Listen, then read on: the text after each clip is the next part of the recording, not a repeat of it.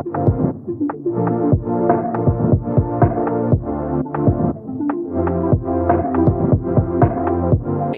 සාදරයෙන් පිළිගන්නවා අද එපිසෝඩ් එකට ලර්නිං ලැබ් එකේ.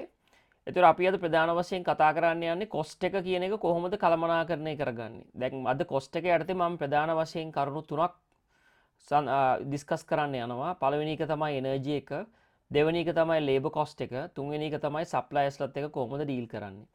එතකොට මේ කියන කරුණු තුන අපිට ඉතාම වැදගත්. මොකද මේක හැමදාම අපේ ආයතනය ඇතුලේ තියෙන කොස්ට් එකක්. එතකොට අපි මේක කළමනාකරණය කරගත්තොත් අපිට පුළුවන් යම් තාක් දුරකට අපේ කොස්ට් එක අඩු කරගන්න. ඒ වගේම තමයි කොස්ට් එක අඩු කිරීම තුළින් ලාභය අපිට වැඩි කරගන්න පුළුවන්. මොකද ගොඩක් දෙනා තමන්ගේ ව්‍යාපාර පවත්වාගෙන යනවා. හැබැයි කොස්ට් එක මොනිටර් කරන මෙකැනිසම් එකක් කිසිම ආකාරයකින් අපි හිතන්නේ නැහැ. ලාජ් හොටලයක් ගත්තොත් විශාල හෝටලයක accountants-ලා ඉන්නවා, accounting department එකක් ඉන්නවා. ඒක නිසා එයාලා cost එක ගැන පැහැදිලි අවබෝධයක් තියෙනවා. නමුත් පොඩි හෝටලයක් ගත්තට පස්සේ සමහරක් වෙලාවට කාමර 10ක 15ක 12ක හෝටලයක accountant කෙනෙක් නැති වෙන්න පුළුවන්. හැබැයි ඔයාම ඔයාගේ ආයතනය රන් කරගෙන යනවා නම් ඔයා මේ cost එක ගැන පැහැදිලි අවබෝධයක් තියාගන්න ඕනේ. ඒ වගේම තමයි මොන වගේ දේවල්ද අපිට කරන්න පුළුවන් කියලා අපි බලන්න ඕන දිනපතාම. දිනපතාම මේ දේවල් ඉගෙන ගැනීම තුළින් අපිට යම් ආකාරයක ප්‍රගතියක් අත් කරගන්න පුළුවන් අපේ ආයතනය ඇතුළත. එහෙනම් අපි බලමු අද මොන වගේ දේවල්ද අපිට අද ඉගෙන ගන්න පුළුවන් කියලා. right. එතකොට අපි අද ඩිස්කස් කරන්න යන්නේ මේ කොස්ට් එක කොහොමද බීට් කරන්න කියලා. එහෙම නැත්නම් අපිට තියෙන කොස්ට් එක මොන ආකාරයෙන්ද අපිට අඩු කරගන්න පුළුවන් කියලා. අපි බලමු ප්‍රධාන වශයෙන් අපිට තියෙන කොස්ට් එකේ තියෙන ප්‍රධානම ඉන්වෝල්ව්මන්ට් එක තමයි මේ එනර්ජි කියන එක. power and energy cost කියන එක. ඇත්තටම දැන් මේක ක්‍රයිසිස් එකක් වගේ. ගොඩක් වෙලාවට මේකේ ෆ්ලක්චුවේෂන්ස් වෙන්න පුළුවන්. මේ කොස්ට් එක මිල ගණන් එහා මෙහා වෙන්න පුළුවන්. ඒතර මේක තුලින් අපිට සමහරක් වෙලාවට අපි තේරුම් ගන්න ඕන දෙයක් තමයි එනර්ජි බිල් එකේ තියෙන සමහර පැරාමීටර්ස් අපිට කන්ට්‍රෝල් කරන්න බෑ. ඒක සමහරක් වෙලාවට අපේ කන්ට්‍රෝල් එකෙන් එළියේ තියෙන දෙයක් ගවර්න්මන්ට් එක තමයි ඩිසයිඩ් කරන්නේ. එහෙනම් අපි කරන්න ඕන දේ තමයි අපේ පැරාමීටර් එක ඇතුලේ එහෙම නැත්නම් අපිට හසුරවන්න පුළුවන් දේවල් ටික අපි හැමතිස්සෙම කළමනාකරණය කරගන්න ඕන. එතන මම පොයින්ට්ස් කීයක් තුනක් මෙතන දාලා තියෙනවා. පළවෙනි එක තමයි බිගස්ම බිල් එක තමයි සාමාන්‍යයෙන් හෝටලයක එහෙම නැත්නම් විශාල ප්‍රමාණයේ හෝටලයක හෝ පොඩි හෝටලයක යන මේ එනර්ජි බිල් එක. ඒ වගේම තමයි ටැරිෆ් චේන්ජස් ගැන මම සඳහන් කරලා තියෙනවා. කන්ටිනියුස්ලි මේ ටැරිෆ් වෙනස් වෙනවා ගවර්න්මන්ට් වල. ඉතින් ඒක නිසා මේවා අපිට කන්ට්‍රෝල් කරන්න බෑ. හැබැයි අපිට කරන්න පුළුවන් සොලියුෂන්ස් තියෙනවා. පළවෙනි සොලියුෂන් එක තමයි අපි පුළුවන් තරම් එනර්ජි සේවිං රේටින්ග්ස් තියෙන ෆිටිංස් අපේ හෝටලයට දාන්න ඕන. සමහරක් වෙලාවට මුලදී ඉනිෂියල් කැපිටල් එක නැත්නම් ඉනිෂියල් ඉන්වෙස්ට්මන්ට් එක වැඩි වෙන්න පුළුවන්. හැබැයි අපි ඒක ක්‍රමානුකූලව රිප්ලේස්මන්ට් කරන් ගියොත් අපිට නොදැනීම අපේ ආයතනයේ එනර්ජි එක සේව් කරගන්න පුළුවන්. දැන් උදාහරණයක් විදිහට අපි කිව්වොත් අපිට සමහරක් වෙලාවට AC මැෂින් තියෙන්න පුළුවන් පරණ ඕල් වර්ෂන් එකක්. එතකොට ඕල් වර්ෂන් එකේ AC මැෂින් තියෙනවා නම් අපි ඒක අනිවාර්යයෙන්ම රිප්ලේස් කරන්න වෙනවා. මොකද දැනට තියෙන ටෙක්නොලොජි එක ඇතුලේ ඉන්වර්ටර් සිස්ටම් එක හරහා එන අලුත් එයාර් කන්ඩිෂන් මැෂින් තියෙනවා. එතකොට ඒ වගේ සමහරක් වෙලාවට ගොඩක් වෙලාවට එනර්ජි කන්සම්ප්ෂන් එක හරිම අඩුයි. ඉතින් ඒක නිසා දැන් පරණ මැෂින් තියෙන අපේ තියෙන එනර්ජි එක වැඩි වෙනවා. හැබැයි අපි මේක මොනිටර් කරන්නේ නැහැ. ඉතින් ඒක නිසා මතක තියාගන්න ඕන දෙයක් තමයි අපි හැම වෙලාවෙම අපේ තියෙන මේ ලයිට් ෆිටිංස් වෙනස් කරන ගමම අපි මොනිටර් කරන්න ඕන කොච්චර යුනිට් ප්‍රමාණයක් අඩු වෙලා තියෙනවද ඒ රිප්ලේස් කරන හැම මාසෙකම. ඒ වගේම තමයි තමන් ගාව රෙකෝඩ් එකක් තියාගන්න අවුරුද්දේ මාස 12 ඔකියුපන්සි එක දැම්මට පස්සේ ඔකියුපන්සි එකත් එක්ක මොන වගේ පර්සන්ටේජ් එකක්ද සාමාන්‍යයෙන් එනර්ජි බිල් එක එහෙම නැත්නම් වෝටර් බිල් එක යන්නේ. දැන් උදාහරණයක් විදිහට 140 ඔකියුපන්සි එක තියෙද්දි 150 තියෙද්දි 160 තියෙද්දි මේ වගේ අපිට ඩේටා ප්‍රමාණයක් යම් ආකාරයක Excel sheet එකකට දාගන්න පුළුවන්. එතකොට ඔයාට අවබෝධයක් ලබා ගන්න පුළුවන් කොහොමද අපි එනර්ජි එක සේව් කරන්න කියලා. අපිට එනර්ජි එක සේව් කරන්න පැරාමීටර් එකක් හදාගන්න බෑ. අපි අඩුම ගානේ අපේ මාසෙකට කොච්චර යුනිට් ගාණක් යනවද කියලාවත් දන්නේ නැතුව. ඒක නිසා අපි ඒක අනිවාර්යයෙන්ම කරන්න ඕන ආයතනයක් පවත්වාගෙන යනවා නම්. එහෙම නැත්නම් අපි බ්ලයින්ඩ්ලි අපේ ආයතනය පවත්වාගෙන යනවා කොස්ට් එක ගැන කිසිම ඇටෙන්ෂන් එකක් අපි දෙන්නේ නැතුව. ඉතින් දැන් බලන්න මේ ෆ්ලක්චුවේෂන්ස් වෙන්න පුළුවන්. සාමාන්‍යයෙන් අපි ජනවාරි ටු ඩිසෙම්බර් ගත්තට පස්සේ එනර්ජි එකේ අඩු වැඩිවීම් තියෙනවා. හැබැයි අපි හැම වෙලාවකදීම මේ අඩු වැඩිවීම් වල වෙනස තේරුම් ගන්න ඕන. දැන් උදාහරණයක් විදිහට කිව්වොත් මොන මාසෙද එනර්ජි එක අඩුවෙන් යන්නේ, මොන මාසෙද එනර්ජි එක වැඩියෙන් යන්නේ. ඊට පස්සේ අපි මේ දේවල් බැලන්ස් කර ගැනීම තුළින් අපිට පුළුවන් ගොඩක් දුරකට අපේ ආයතනයේ තියෙන කොස්ට් එක අඩු කරගන්න. එතකොට ඊළඟ එක තමයි මේ එනර්ජි මැනේජ්මන්ට් ටිප්ස් කියන ඒවා. දැන් උදාහරණයක් විදිහට අපි ලාර්ජ් හෝටලයක් ගත්තට පස්සේ එනර්ජි මැනේජ්මන්ට් ටීම් එකක් ඉන්නවා. හැබැයි පොඩි හෝටලයක එනර්ජි මැනේජ්මන්ට් ටීම් එකක් නැති වුණාට ඔයාට පුළුවන් ඒක ඉනිෂියේට් කරන්න. ඔයා තමයි එනර්ජි මැනේජ්මන්ට් එකේ චැම්පියන් වෙන්න ඕන. ඔයා චැම්පියන් වෙලා හැම වෙලාවෙම මන්ත්ලි ඔඩිට් එකක් කරන්න ඕන කොච්චර යුනිට්ස් ගාණක් ගිහිල්ලාද කියලා. ඒ වගේම තමයි ඔයාට පුළුවන් රෙගියුලර්ලි චෙක් කරන්න. බල්බ්ස් දාලා තියෙනවද, අනවශ්‍ය විදියට ලයිට්ස් දාලා තියෙනවද, අනවශ්‍ය විදියට මොනවා හරි ඉලෙක්ට්‍රිකල් ඉක්විප්මන්ට් එකක් වැඩ කරනවද කියලා හැම වෙලාවෙම බලන්න පුළුවන්. මම ගොඩක් වෙලාවට දැකපු දෙයක් තමයි සමහරක් වෙලාවට ඔපරේෂන් ඒරියාස් වල හෝටල් වල අමතක කරලා රෑට බර්නර්ස් දාලා යනවා. ඒ වගේම තමයි AC මැෂින්ස් දාලා යනවා. ඒ වගේම තමයි බේන්මරීස් එහෙම නැත්නම් මේ හොට් කබඩ්ස් කියන ඒවා ඔන් කරලා යනවා. එතකොට මේවා අපිට නොදැනීම මේවා ලොකු කොස්ට් එකකට ඇඩ් වෙනවා කාලයක් යනකොට. ඉතින් ඒක නිසා තේරුම් ගන්න ඕන දේ තමයි ස්ටාෆ් එක හැම වෙලාවෙම දැනුවත් කරන්න ඇයි එනර්ජි එක අවශ්‍ය කියලා. දෙවෙනි පොයින්ට් එකේදී අපි කතා කරා මේ ඇයි මේ ඉක්විප්මන්ට්ස් අපි ඇප්ලයන්සස් අලුත් කරන්න ඕන කියලා. ඒ වගේම තමයි හතරවෙනි පොයින්ට් එකේ මේ එනර්ජි කන්සම්ප්ෂන් එක හැම වෙලාවෙම අපි ට්‍රැක් කරන්න ඕන. ට්‍රැක් කරොත් විතර අපිට තේරුම් ගන්න පුළුවන් මොන ආකාරයෙන්ද අපේ ෆ්ලක්චුවේෂන්ස් සිද්ධ වෙන්නේ කියලා. ඉතින් එහෙනම් දැන් ඔයා මේ වගේ දේවල් ඇප්ලයි කරලා නැත්නම් තමන්ගේ ආයතනය ඇතුලේ අදම මේ වගේ දේවල් කරන්න පටන් ගන්න ඕනේ.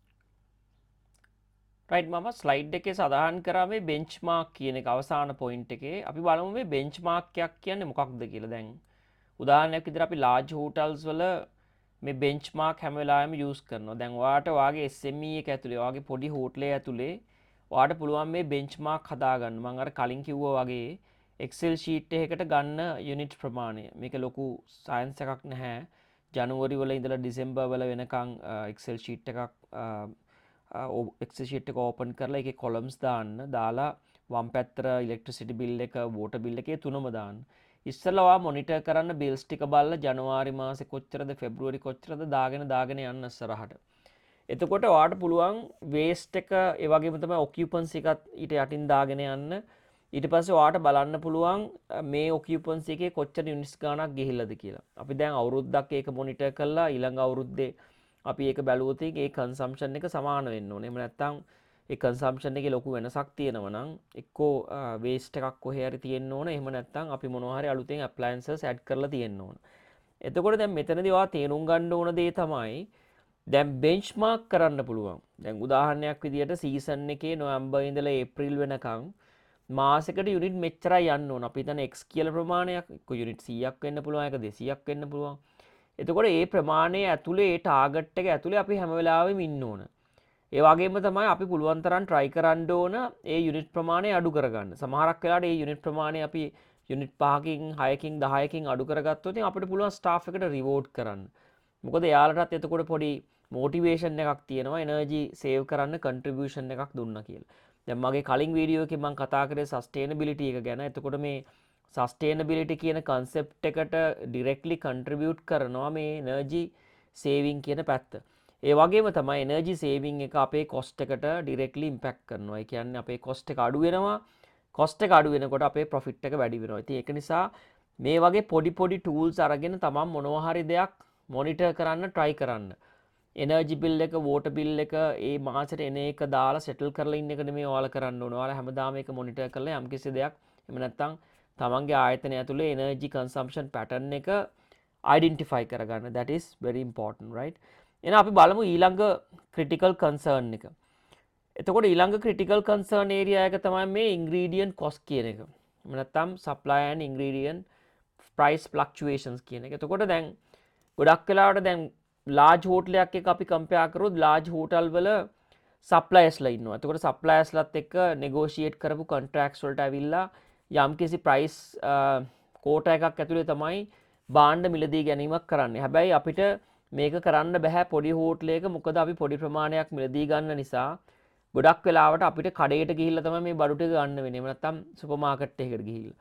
හැබැයි මෙතනදී ඔයාලට කරන්න පුළුවන් දේවල් ටිකක් තමයි Tamanට යම්කිසි ආකාරයක බල්ක් අපි හිතන වෝටර් ගත්තොතින් වතුර ඔයා දානවා නම් අපිට පුළුවන් වතුර සප්ලයර් කෙනෙක් එක්ක නෙගෝෂিয়েට් කරගන්න නේ. වතුර ගිහිල්ලා හැමදාම කඩෙන් ගේන්න ඕනේ නැහැ නේ.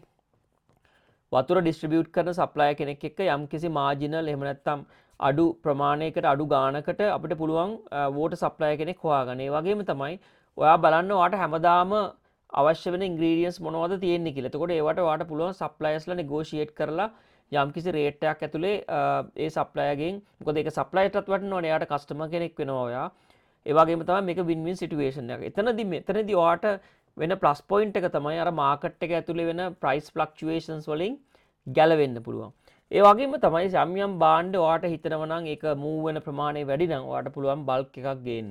එකක් ගේනවට වඩා ඔයාට දුසිමක් ගත්තොත් ඔයාට හම්බ වෙන ඩිස්කවුන්ට් එක වැඩි වෙන්න පුළුවන්. ඒ වගේම තමයි දැන් මේ දේවල් ඔයා නොසිතුවට අපිට බල්ක් එකක් ගනිද්දි එක යුනිට් එකකට රුපියල් 800ක් එහෙම නැත්නම් රුපියල් 500ක ඩිස්කවුන්ට් එකක් හම්බුනොත් යුනිට් 100ක් ගන්නකොට අපි ලොකු ප්‍රමාණයක් ඉතුරු කරලා තියෙනවා. ඉතින් ඒක නිසා මේ දේවල් තුලින් අපි බලන්න හැම වෙලාවෙම තමන්ගේ ආයතනයට යම්කිසි මුදල් ප්‍රමාණයක් ඉතුරු කරගන්න. එතකොට මෙතන අවසාන පොයින්ට් එකේ මම දාලා තියෙනවා මේ ලෝකල් ඉන්ග්‍රීඩියන්ට්ස් කියන එක. මෙනු එකක් කම්පයිල් කරනකොට අපිට පුළුවන් යම් ආකාරයක සීසනල් ප්‍රොඩක්ට්ස් ගන්න. දැන් උදාහරණයක් විදිහට අඹ තියෙන කාලෙට අඹ දාලා මොනවා හරි ඩෙසර්ට් එකක් හදන්න පුළුවන්. අන්නාසි තියෙන කාලෙටත් ඒත් එහෙමයි. එතකොට අර එක්ස්පෙන්සිව් අයිටම්ස් ගන්න එක අපිට අඩු කරලා අපිට ඒ දේවල් ගන්න පුළුවන්. මොකද සීසනල් ඉන්ග්‍රීඩියන්ට්ස් අඩු වෙන්න පුළුවන්. ඉතින් මේ වගේ පොඩි පොඩි දේවල් තමන් ඉගෙන ගන්න. ඒ වගේම තමයි මේ වගේ දේවල් තමන්ගේ ආයතනය ඇතුළට ඇප්ලයි කරන්න.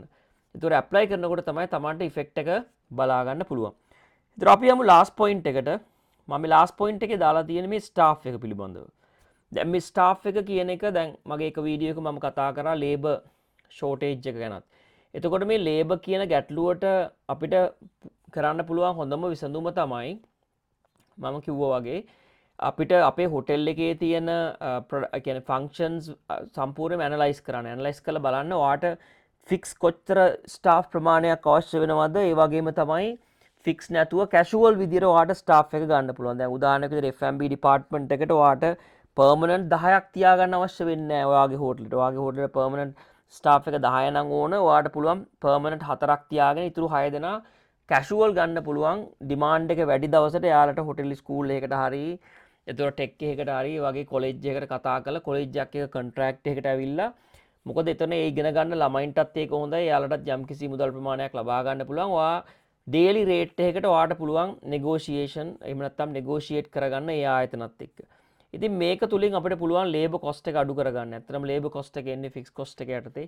ඒකයි මම කිව්වේ ෆික්ස්ඩ් එකයි වේරියබල් එකයි දෙකම අපි බැලන්ස් කරන්න try කරන්න ඕන අපේ ආයතනය ප්‍රොෆිටබල් කරගන්න. ඉතින් ඒක නිසා අද මේ ඉගෙනගත්ත පොඩි පොඩි කරුණු ටික ඔයාලා ඇප්ලයි කරන්න තමන්ගේ ආයතනයට. දැන් එතකොට අපිට පුළුවන් ප්‍රෝග්‍රස් එක බලා ගන්න යම්කිසි කාල සීමාවක් යනකොට අපිට මොන විදිහේ ඉෆෙක්ට් එකක්ද අපේ ආයතනයට තියෙන්නේ කියලා. හරි අපි අද පොඩි දෙයක් තමයි අද ලෙසන් එකේ ඉගෙන ගත්තේ.